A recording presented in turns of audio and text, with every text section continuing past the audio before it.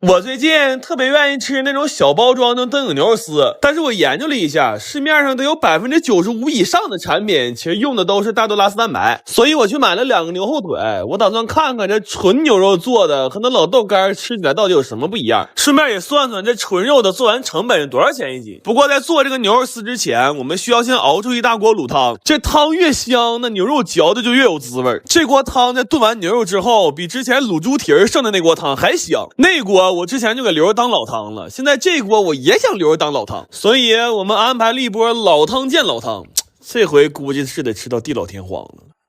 這些牛肉在滷泡了1宿之後就已經特別入味了，然後就是做這燈影牛肉絲最麻煩的事了，就是怎麼把这些牛肉撕成絲兒。我們試了好多工具，相对好用的是這個撕絲神器，但它也就是個半自助的半自助機器，因為牛肉比較硬，它只能先把塊狀打散，然後需要人工先把它的筋撕開，再撕成細絲兒。我們在這整整扒了13個小時，從早晨興高采烈的開始幹到晚上都沒勁哭了，幹到凌晨的時候算徹底絕望了，那給我價值觀都幹崩潰了。就有那麼一瞬間，我一度認為大豆組織蛋白是一項很偉大的發明，太荒謬了。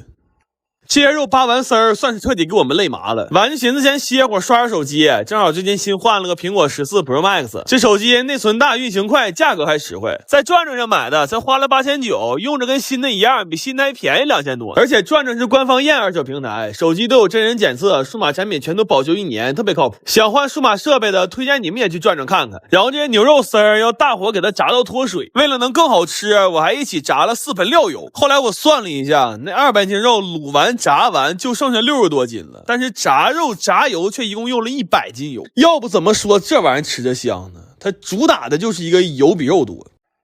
最後要把這些牛肉絲大火爆炒烹出鍋氣，出鍋之前再多撒點芝麻。現在它的口味是甜麻辣香，一口直接入魂。而且得益於我們撕那玩意兒實在不太均匀，這裡邊的細絲入口化渣特別酥脆，那粗的也是油汪汪的，吃起來很多汁水。主要是這個味兒和外面賣的實在是太不一樣了，就是它不只有料香，還有越嚼越香的肉香。然後我算了一下，這純肉的做完了合成本是60多塊錢一斤。這牛肉絲現在吃着就一個問題，就是它太費酒了，平均每100克的耗酒量在5到8瓶之間。我估計等我們把這些東西都吃完呢，我家樓下賣酒那小子也該琢磨換車了。